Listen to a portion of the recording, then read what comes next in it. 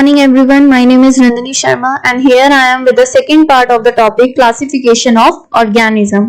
First part में already हम लोगों ने ये चीजें डिस्कस की थी कि हम इस चैप्टर का आउटकम क्या होगा, हमें क्या क्या चीजें पता चलेंगी इस चैप्टर को खत्म करने के बाद में। तो हम लोगों ने डिस्कस किया था कि बायोडाइवर्सिटी क्या होती है, ठीक है। उसके बाद में हम लोगों ने देखा टेक्सोनॉमी क्या है, क्लासिफिकेशन क्या है, क्या जरूरत है हमें ऑर्गेनिज्म को क्लासिफाई करने की, क्यों हमने उन्हें क्लासिफाई किया, टेक्सोनॉमी क्या होती है, किस चीज से डील करती है टेक्सोनॉमी। देन हम लोगों ने देखा बेसिस ऑफ क्लासिफिकेशन की क्लासिफिकेशन जो हम लोग करते हैं उसका आधार क्या है, उसका क्राइटेरिया क्या है, क्योंकि ऐसे ही तो हम किसी को भी किसी कैटेगरी में नहीं रख सकते हैं, कुछ तो क्राइटेरिया फॉलो ही किया जाता है। तो वो क्राइटेरिया क्या क्या थे, कौन कौन से बेसिस पर हमने क्लासिफिकेशन किया। देन लास्ट टॉपिक आया था वहां पे हिरारिकी ऑफ क्लासिफिकेशन। हिरारिकी ऑफ क्लासिफिकेशन जो था वो लास्ट वीडियो में मैंने कवर कर दिया था, बट आई डोंट नो कैसे वहां पे जो वॉल्यूम थी वो म्यूट हो गई है, तो इसीलिए इस वाली वीडियो में मैं पहले ये चीज डिस्कस करूंगी और उसके बाद में फिर हम लोग फर्दर देखेंगे कि अलग अलग जो साइंटिस्ट थे उन्होंने अलग अलग क्लासिफिकेशन दिया था। वो बहुत ज्यादा इंपॉर्टेंट होते हैं क्योंकि एग्जाम में कई बार आपसे यही पूछ लिया जाता है कि 2 किंगडम सिस्टम ऑफ क्लासिफिकेशन किसने दिया था, 3 किंगडम किसने दिया था, 4 किंगडम किसने दिया था। तो इस तरह से आपको इनके साइंटिस्ट के नाम और इन्होंने कौन कौन सी कैटेगरी में कौन कौन सी किंगडम्स में उसको क्लासिफाई किया था वो चीजें आपको याद होनी चाहिए, ठीक है। अब हम लोग बात कर रहे हैं हिरारिकी ऑफ क्लासिफिकेशन की। हिरारिकी ऑफ क्लासिफिकेशन को हम इस तरीके से समझ सकते हैं कि जैसे अगर हम लोग कोई कुरियर ऑर्डर करते हैं, ऑनलाइन शॉपिंग करते हैं, कोई हमारा कुरियर आता है और हम लोग सपोज हमने इंटरनेशनल शॉपिंग की है, किसी ऐसी वेबसाइट से शॉपिंग करी है जो इंडिया से बाहर है, या कोई बाहर वाले हैं तो उन्होंने इंडिया की किसी शॉपिंग साइट से की है, इंटरनेशनली की है, ठीक है। तो उसमें क्या होता है, सबसे ऊपर आपकी कंट्री का नाम लिखा रहता है कि कौन सी कंट्री में जाना है ये पार्सल। देन उसके बाद में स्टेट लिखा रहता है, स्टेट के बाद में डिस्ट्रिक्ट लिखा रहता है, डिस्ट्रिक्ट के बाद में सिटी लिखी रहती है, उसके बाद में लोकेलिटी लिखा रहता है, देन हाउस नंबर लिखा रहता है, उसके बाद में आपका नाम लिखा हुआ होता है। इतनी सारी इंफॉर्मेशन को क्या किया गया है उस पार्सल के ऊपर लिखा जाता है, जिससे कि आपका पार्सल कहीं और ना चला जाए। उसका प्रॉपर पूरा का पूरा सीक्वेंस दिया जाता है कि इस देश के, इस स्टेट के, इस डिस्ट्रिक्ट की, इस सिटी के, इस लोकेलिटी, इस हाउस नंबर वाले इस व्यक्ति को ये पार्सल जाना है, ठीक है। तो इससे क्या हुआ, जिसको भेजना है उसे भी कोई प्रॉब्लम नहीं होगी, जिसको डिलीवर करना है उसे भी कोई दिक्कत नहीं होगी आपको ढूंढने में। इसी तरीके से इसमें क्या किया जाता है हिरारिकी ऑफ क्लासिफिकेशन ऑफ ऑर्गेनिज्म के केस में, ये एक ऐसा तरीका होता है जिसमें आप बहुत सारे ऑर्गेनिज्म को अलग अलग क्लासेस में, अलग अलग लेवल्स में उनको क्या करते हो, ऑर्गेनाइज करा देते हो, उनको डिवाइड कर देते हो, ठीक है। और इसको आप जब अरेंज करते हो तो ये 2 तरीके से अरेंज किया जा सकता है। एक किया जाता है इंक्रीजिंग ऑर्डर में, एक किया जाता है डिक्रीजिंग ऑर्डर में। सबसे हाईएस्ट लेवल जो होती है इस पूरे हिरारिकी ऑफ क्लासिफिकेशन में वो किंगडम होती है। किंगडम सबसे बड़ा होता है, ठीक है।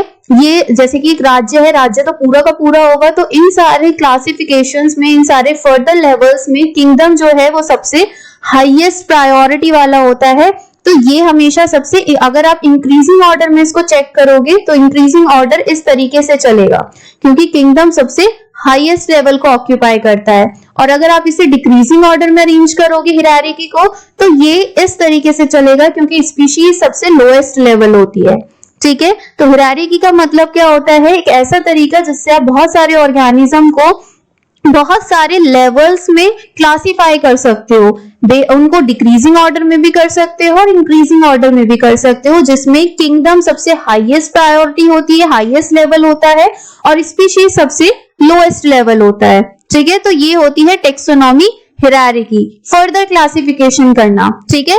जैसे कि किंगडम में क्या क्या हो सकता है कि कोई एनिमल है तो हम उसे एनिमेलिया किंगडम में रख सकते हैं, कोई प्लांट है तो हम उसे प्लांट किंगडम में रख सकते हैं। ये एनिमल और प्लांट किंगडम एग्जाम के पॉइंट ऑफ व्यू से बहुत इंपॉर्टेंट है। आपके जितने भी सिविल एग्जाम्स होते हैं या फिर जितने भी रेलवेज के गवर्नमेंट एग्जाम्स होते हैं, कॉम्पिटिटिव एग्जाम, उन सब में ये बहुत ही ज्यादा वेटेज कैरी करता है एनिमल और प्लांट किंगडम। और इसमें काफी कुछ चीजें जो होती हैं वो आपको याद करनी पड़ती हैं। फॉर एग्जाम्पल ऑर्गेनिज्म का नाम जो है वो आपको याद करना पड़ेगा कि इसको इस नाम से ही पुकारा जाता है, लेकिन हम लोग कोशिश करेंगे कि उसे भी इजी तरीके से समझ सके।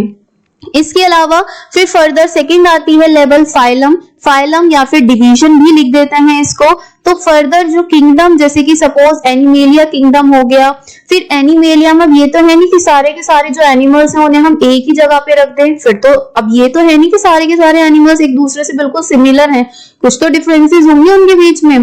तो उन डिफरेंसेस को और कम करने के लिए, हमारे लिए स्टडीज और इजी बनाने के लिए हमने उन्हें फाइलम में डिवाइड कर दिया। ठीक है, जैसे कि हमने जितने भी इंसेक्ट्स थे वो सब आर्थ्रोपोडा में डाल दिए, इस तरीके से अलग अलग क्लासिफिकेशन कर दिया।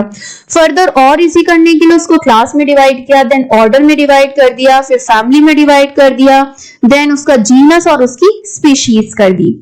अब ये हो गया हिरार्की ऑफ क्लासिफिकेशन के बारे में कि एक्चुअली हिरार्की ऑफ क्लासिफिकेशन होता क्या है और इसका मतलब क्या होता है। आपको ये भी याद रखना है, हाईएस्ट लेवल कौन सा होता है इसमें, किंगडम, और लोएस्ट लेवल होता है इसमें स्पीशीज। ठीक है, आई होप ये चीजें आपको समझ में आई है, और अगर कंफ्यूजन है अब भी तो आप मुझसे कमेंट सेक्शन में पूछ सकते हो जो भी आपकी कंफ्यूजन इसमें बनी हुई है।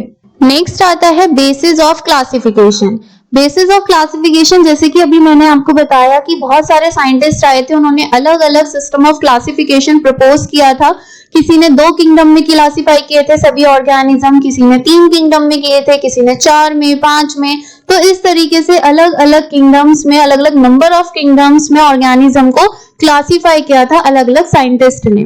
जैसे कि अगर मैं एरिस्टोटल साइंटिस्ट की बात करूं या एरिस्टोटल की बात करूं, तो इन्होंने जो क्लासिफिकेशन सिस्टम दिया था, इन्होंने क्या काम किया था, इन्होंने सभी ऑर्गेनिज्म को 2 ग्रुप पे बांट दिया और इन्होंने उसका आधार क्या रखा, किस बेसिस पे इन्होंने डिवीजन किया, उनके लोकोमोशन या फिर उनके नेचर के बेसिस पे।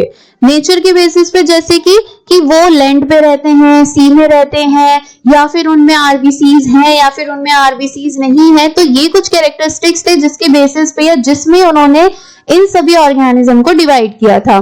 जैसे कि अगर हम यहाँ पे देखेंगे तो एनिमल्स जो थे उन्होंने 2 उसमें डिवाइड किए थे कैटेगरीज में, उनके हैबिटाट के कैरेक्टरिस्टिक्स के बेसिस पे और उनके आरबीसीज के बेसिस पे किया था। ठीक है, उसके अलावा अगर हम लोग आगे देखेंगे तो उन्होंने हैबिटाट के बेसिस पे कैसे डिवाइड किया कि टेरेस्ट्रियल हैं, एरियल हैं या एक्वेटिक हैं। टेरेस्ट्रियल मतलब टेरेस्ट्रियल वो होते हैं जैसे कि जो लैंड पे रहते हैं, ठीक है, जो लैंड पे रहते हैं। एरियल कौन होते हैं, जो एयर में रहते हैं, ठीक है, जो एयर में रहते हैं। और एक्वेटिक जो आपके समुद्र में, पॉन्ड में, मतलब कि जो वाटर में रहते हैं। ठीक है, तो इस बेसिस पे उन्होंने डिवीजन किया। दूसरा उन्होंने आरबीसीज के पे किया कि अगर आरबीसीज हैं तो उन्होंने उनको एनीमिया कहा और अगर नहीं है तो उन्होंने उसको एनीमा कहा। ठीक है, ये किया था एरिस्टोटल ने। इसी तरीके से थियोप्रेस्टस थे साइंटिस्ट, उन्होंने क्या काम किया, उन्होंने सभी प्लांट्स को डिवाइड कर दिया कि प्लांट्स का लाइफ स्पैन कैसा है, प्लांट्स का हैबिटाट कैसा है, कहाँ रहते हैं, कितना लाइफ स्पैन है और किस तरह की फॉर्म उनके पास प्रेजेंट है। तो उन्होंने इस बेसिस में 3 कैटेगरीज में डिवाइड किया, एक किया हर्ब्स में, एक किया श्रब्स में और एक किया ट्रीज में। हर्ब्स में जैसे कि एग्जांपल आपका जो मिंट होता है, पुदीना हो गया, कोरिएंडर, धनिया हो गया। श्रब्स में आ जाती है जैसे कि रोज हो गई, बेल हो गए। ट्रीज में आ जाते हैं पूरे पेड़, जैसे बनियन ट्री हो गया, अकेसिया हो गया। तो ये जो क्लासिफिकेशन थे ये एरिस्टोटल और थियोप्रेस्टस ने किए थे। उन्होंने क्लासिफाई किया था इस तरीके से, इस बेसिस को मान के कि लोकोमोशन या फिर नेचर देखा था एनिमल्स के केस में, और थियोप्रेस्टस ने प्लांट्स के केस में उनका लाइफ स्पैन देखा, उनकी हैबिटाट देखी थी और उनका बेसिक फॉर्म देखी थी कि थे कैसे। ठीक है, तो ये क्लासिफिकेशन दिया था उन दोनों ने, लेकिन ये क्लासिफिकेशन करेक्ट नहीं था। ठीक है, ये क्लासिफिकेशन करेक्ट नहीं था, तो इस क्लासिफिकेशन को डिस्कार्ड कर दिया गया या फिर इस क्लासिफिकेशन को फर्दर सपोर्ट नहीं किया गया था। फिर उसके बाद में दूसरे साइंटिस्ट आए जिन्होंने अपना क्लासिफिकेशन दिया। नेक्स्ट जो साइंटिस्ट आए थे जिन्होंने क्लासिफिकेशन दिया था, उन्होंने भी 2 किंगडम क्लासिफिकेशन ही दिया था। ये क्लासिफिकेशन दिया था कैरोलस लिनियस ने, नाम याद रखिएगा, इस उनका नाम था साइंटिस्ट का जिन्होंने इस क्लासिफिकेशन को प्रपोज किया था, दिया था। इनको कैरोलस लिनियस को फादर ऑफ टेक्सोनॉमी भी कहा जाता है। ठीक है, इन्हें फादर ऑफ टेक्सोनॉमी भी कहा जाता है। इन्होंने क्या काम किया था, इन्होंने सभी ऑर्गेनिज्म को 2 किंगडम में डिवाइड किया था और उन्होंने इसके बारे में अपनी एक बुक में भी लिखा था जिसको उन्होंने नाम दिया था सिस्टम ऑन नेचर, और ये बुक लिखी गई थी 1735 5 में। इन्होंने 2 कौन कौन सी किंगडम में क्लासिफाई किया, प्लांटिया में किया था और एनिमेलिया में किया था। इन्होंने जो क्लासिफिकेशन किया था उसमें इन्होंने 3 चीजों को बेसिस माना था, या उन्होंने 3 क्राइटेरिया के बेसिस पे क्लासिफिकेशन किया था। जैसे कि हम लोगों ने अभी एरिस्टोटल का देखा, उन्होंने सिर्फ लोकोमोशन कंसीडर किया था क्लासिफिकेशन करने में 2 किंगडम, लेकिन इन्होंने 3 चीजें ली, 3 कैरेक्टर्स लिए। पहला लिया इन्होंने मोशन, कि कोई ऑर्गेनिज्म मोशन कर पा रहा है या नहीं कर पा रहा है। देन उन्होंने लिया न्यूट्रिशन, कि वो ऑटोट्रॉफिक है या फिर हेटरोट्रॉफिक है। देन उन्होंने लिया सेल वॉल। तो उन्होंने ये 3 कैरेक्टर्स लिए थे, जिसके बेसिस पे उन्होंने सभी ऑर्गेनिज्म को, सभी जीव जंतुओं को 2 पार्ट में या 2 किंगडम्स में डिवाइड कर दिया। लेकिन इनके भी क्लासिफिकेशन के कुछ ड्रॉबैक्स, कुछ लिमिटेशंस थी, इनका भी प्रॉपर सही नहीं था। क्या ड्रॉबैक्स थी? एक तो ये नहीं बता पाए थे कि प्रोकैरियोटिक और यूकैरियोटिक ऑर्गेनिज्म आपस में अलग अलग कैसे होते हैं। ठीक है, प्रोकैरियोटिक और यूकैरियोटिक ऑर्गेनिज्म आपस में अलग अलग कैसे होते हैं, ये नहीं बता पाए थे।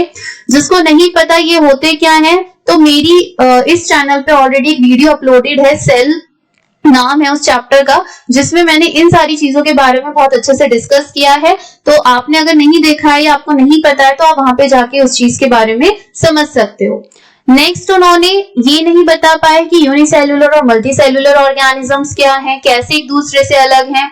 तीसरा वो ये नहीं बता पाए कि फोटोसिंथेटिक और नॉन फोटोसिंथेटिक के बीच में, ठीक है, कि फंजाई जो है उसे भी उन्होंने किसके साथ रख दिया, ग्रीन प्लांट्स के साथ में रख दिया कि ये भी फोटोसिंथेटिक है। लेकिन फंजाई का जो मोड ऑफ न्यूट्रिशन है वो तो हेटरोट्रॉफिक होता है, मतलब कि वो तो डेड और डिकेइंग चीजें खाती है।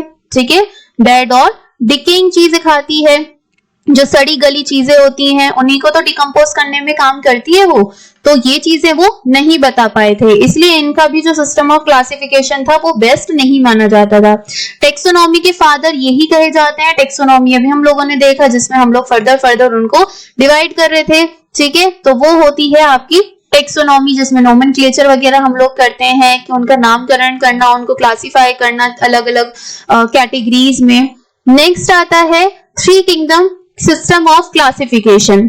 3 किंगडम सिस्टम ऑफ क्लासिफिकेशन जो था ये दिया था अर्नेस्ट हैक्कल ने। अर्नेस्ट हैक्कल साइंटिस्ट थे जिन्होंने 3 किंगडम क्लासिफिकेशन सिस्टम दिया था। उन्होंने ऑर्गेनिज्म को 3 किंगडम्स में डिवाइड किया। पहला किंगडम था प्लांटे, सेकंड था एनिमेलिया और थर्ड था प्रोटिस्टा। उन्होंने 3 किंगडम्स में क्लासिफिकेशन किया था। तो ये 3 किंगडम थे जिसमें अर्नेस्ट हैक्कल ने अपना क्लासिफिकेशन किया था ऑर्गेनिज्म का। नेक्स्ट 4 किंगडम क्लासिफिकेशन आता है। 4 किंगडम क्लासिफिकेशन कॉपलैंड ने दिया था। कॉपलैंड ने सभी ऑर्गेनिज्म को 4 किंगडम में क्लासिफाई किया था। 4 किंगडम कौन कौन से उन्होंने लिए थे? Monera, protista, Plantae and animalia. फिर उसके बाद में इनका भी सिस्टम जो था वो प्रॉपर तरीके से करेक्ट नहीं था, तो अब जो सिस्टम आया वो था 5 किंगडम क्लासिफिकेशन, जो कि अब हम लोग पढ़ते हैं। 5 किंगडम क्लासिफिकेशन जो सिस्टम था वो किसने दिया था? वो दिया था R.H. विटेकर ने। R.H. विटेकर ने, बहुत इंपॉर्टेंट है, नाम याद रखिएगा कि किस साइंटिस्ट ने 5 किंगडम क्लासिफिकेशन सिस्टम प्रपोज किया था और कब किया था।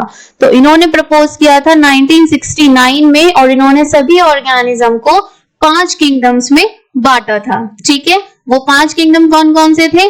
Monera, protista, fungi, Plantae and animalia. Fungi का इन्होंने एक अलग से किंगडम बनाया, क्योंकि फंजाई के जो कैरेक्टर्स थे वो प्रॉपर तरीके से किसी भी और किंगडम्स के साथ में मैच नहीं हो रहे थे, इसलिए इन्होंने फंजाई के लिए एक सेपरेट किंगडम बना दिया। ठीक है, एक सेपरेट किंगडम बना दिया। आई होप यहाँ तक अभी किसी को कोई दिक्कत नहीं है। अब इन सारे किंगडम्स के कुछ कैरेक्टरिस्टिक्स होते हैं कि भाई इन सब किंगडम्स के अंदर कुछ तो ऐसी चीजें कॉमन होंगी जिसके बेसिस पे इन ऑर्गेनिज्म को एक साथ रखा कि मोनेरा में ये ऑर्गेनिज्म आएंगे, प्रोटिस्टा में ये ऑर्गेनिज्म आएंगे। तो अब हम वो वाले कैरेक्टरिस्टिक्स देखते हैं कि क्या क्या थे इन किंगडम्स के कैरेक्टरिस्टिक्स। उन्होंने जो क्लासिफिकेशन का बेसिस लिया था, उन्होंने जो क्लासिफाई किया था वो उन्होंने कुछ कैरेक्टर्स के बेसिस पे किया था, या फिर कुछ कैरेक्टरिस्टिक्स लिए थे जिसके बेसिस पे उन्होंने क्लासिफिकेशन किया था। वो कौन कौन से थे? सबसे पहले उन्होंने सभी ऑर्गेनिज्म को दो कैटेगरीज में डिवाइड कर दिया। एक कर दिया उन्होंने प्रोकैरियोटिक और एक की उन्होंने यूकैरियोटिक। ऑलरेडी हम लोगों को पता है कि प्रोकैरियोटिक और यूकैरियोटिक क्या होते हैं। जिसको नहीं पता वो चैनल पे जाके सेल वीडियो देखें। सेल वीडियो में बहुत अच्छे से बताया गया है कि प्रोकैरियोटिक यूकैरियोटिक सेल्स क्या होती हैं, एक दूसरे से किस तरह से अलग होती हैं। तो प्रोकैरियोटिक सेल्स जो होती हैं उनमें आते हैं बैक्टीरिया, क्योंकि ऑलरेडी मैं बता चुकी हूँ कि प्रोकैरियोटिक सेल्स कौन सी होती हैं? प्रिमिटिव सेल, जिनके पास में न्यूक्लियस नहीं होता है। ठीक है, जिनके पास में न्यूक्लियस नहीं होता है, ऑर्गेनेलीज प्रेजेंट नहीं होती हैं, जो प्रिमिटिव टाइप की होती हैं, वो होती हैं प्रोकैरियोटिक। और प्रोकैरियोटिक में कौन आते हैं? सिर्फ बैक्टीरिया। ठीक है, और सेकंड थे यूकैरियोटिक। यूकैरियोटिक जिनके पास में दोनों चीजें प्रेजेंट होती हैं, तो वो आते हैं यूकैरियोट्स में। यूकैरियोटिक जो होते हैं इसमें फर्दर डिविजन्स पॉसिबल हैं, लेकिन जो मोनेरा जो प्रोकैरियोटिक है उनमें सिर्फ और सिर्फ बैक्टीरिया ही आते हैं, बैक्टीरिया और आर्की बैक्टीरिया। ठीक है, इनमें भी बताया था कि आर्के बैक्टीरिया जो है वो स्पेशल बैक्टीरिया क्यों है, क्या कैरेक्टर्स होते हैं इनके, इनको अलग से क्यों रखा गया है, क्योंकि ऑल्दो ये भी तो एक तरह के बैक्टीरियाज हैं, तो ऐसा कौन सा इनमें इंपॉर्टेंट कैरेक्टर है जिसकी वजह से इनको अलग से बोला जाता है या लिखा जाता है। तो जितने भी प्रोकैरियोटिक ऑर्गेनिजम्स हैं, जितने भी प्रोकैरियोटिक ऑर्गेनिजम्स हैं, वो सब आते हैं मोनेरा किंगडम में, वो सब आते हैं मोनेरा किंगडम में। तो मतलब जितने भी बैक्टीरिया होंगे वो सब आएंगे किंगडम मोनेरा के अंदर। ठीक है, नेक्स्ट अगर हम लोग बात करते हैं यूकैरियोटिक की, यूकैरियोटिक को इन्होंने फर्दर डिवाइड किया है दो कैटेगरीज में, यूनिसेल्यूलर और मल्टीसेल्यूलर। यूनिसेल्यूलर मतलब ऐसे ऑर्गेनिज्म जो कि सिंगल सेल से मिलकर बने हैं, जो कि सिंगल सेल से मिलकर बने हैं, और मल्टीसेल्यूलर मतलब जो कि मोर देन वन सेल से मिलकर बने हैं, जिनकी जो सेल हैं वो एक से ज्यादा हैं। ठीक है, more than one cell, more than one cell. तो ये था, इन्होंने दो कैटेगरीज में इसको फर्दर डिवाइड किया, unicellular and multicellular. Then unicellular में जो ऑर्गेनिज्म यूनिसेल्यूलर होते हैं प्लस यूकैरियोटिक होते हैं, वो कौन सी किंगडम में आते हैं? प्रोटिस्टा किंगडम में। यूकैरियोटिक यूनिसेल्यूलर ऑर्गेनिज्म आते हैं प्रोटिस्टा किंगडम में। इसी तरीके से मल्टीसेल्यूलर ऑर्गेनिज्म को फर्दर डिवाइड किया गया दो कैटेगरी में। एक किया गया वो ऑर्गेनिज्म जिनके पास सेल वॉल होती है, और एक वो ऑर्गेनिज्म जिनके पास में सेल वॉल नहीं होती है। अब जिनके पास में सेल वॉल नहीं होती है वो तो एनिमल्स ही होते हैं सिर्फ। मैंने पहले भी बताया था कि जो एनिमल्स होते हैं उनके पास में सेल वॉल नहीं होती है, सिर्फ सेल मेम्ब्रेन ही प्रेजेंट होता है। ठीक है, तो जिनके पास सेल वॉल नहीं है, मल्टीसेल्यूलर है, यूकैरियोटिक है, वो कौन से हो गए? एनिमल्स। तो ये एक तरीका है याद करने का, ठीक है, कि eukaryotic, multicellular, without cell wall organism कौन से हैं? एनिमेलिया किंगडम में आते हैं। ठीक है, एनिमेलिया किंगडम में वो आते हैं। जिनके पास सेल वॉल है, अब वो भी फर्दर दो कैटेगरीज में डिवाइड हो गई हैं।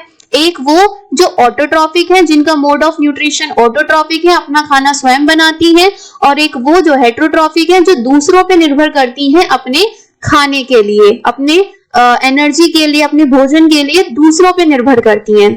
ऑटोट्रॉफिक में कौन से आते हैं?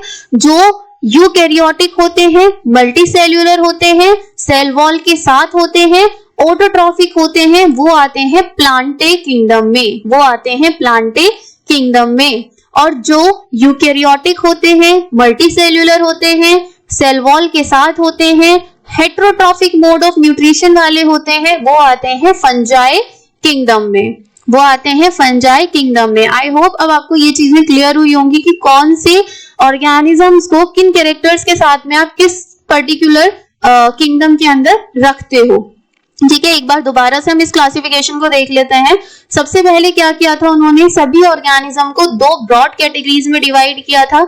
एक कैटेगरी थी प्रोकैरियोटिक, एक कैटेगरी थी यूकैरियोटिक। प्रोकैरियोटिक में सिर्फ और सिर्फ बैक्टीरिया ही आते हैं, और यूकैरियोट्स में फर्दर आपके सारे बचे हुए ऑर्गेनिजम्स आते हैं।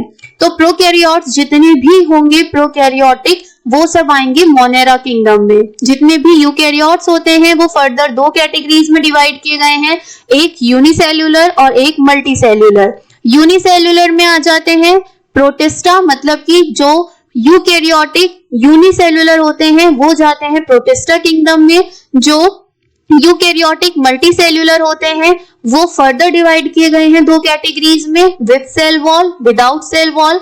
तो जिनके पास में सेल वॉल नहीं होती है वो जाते हैं एनिमल मतलब कि एनिमेलिया किंगडम में, और वो होते हैं eukaryotic multicellular without cell wall animalia.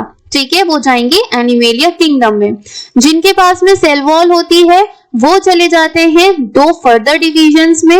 वो फर्दर डिवीजन कौन से हैं? ऑटोट्रॉफिक और हेट्रोट्रॉफिक। ऑटोट्रॉफिक और हेट्रोट्रॉफिक। ठीक है, ऑटोट्रॉफिक में आते हैं प्लांटे में, मतलब कि जो ऑटोट्रॉफिक करते हैं, जो ऑटोट्रॉफ जिनका मोड ऑफ न्यूट्रिशन है ऑर्गेनिज्म का, वो जाते हैं प्लांटिया में, और जिनका मोड ऑफ न्यूट्रिशन हेट्रोट्रॉफिक है वो जाते हैं फंजाई में। आई होप यहाँ पे आपको अब तक सब कुछ क्लियर हो गया होगा कि कौन से ऑर्गेनिज्म किस किंगडम में आते हैं, कौन कौन सी कैरेक्टर्स होते हैं उनमें। अब यहाँ पे फर्दर हमारे किंगडम्स हैं जिनको हम लोग नेक्स्ट क्लास में स्टडी करेंगे, नेक्स्ट क्लास में इनको कवर करेंगे। आई होप यहाँ तक आपको कोई भी प्रॉब्लम नहीं है। अगर फिर भी आपको कोई भी कंफ्यूजन या डाउट होता है तो आप मुझे कमेंट सेक्शन में भी पूछ सकते हैं, हमारे टेलीग्राम चैनल पे भी जाकर पूछ सकते हैं, इंस्टाग्राम पे पूछ सकते हैं, फेसबुक पे पूछ सकते हैं, जहां पे आप चाहें वहां पे अपना क्वेश्चन पोस्ट कर सकते हैं, मैं आपको उसका आंसर कर दूंगी। तो चलिए, जब तक के लिए स्टे सेफ, बाय।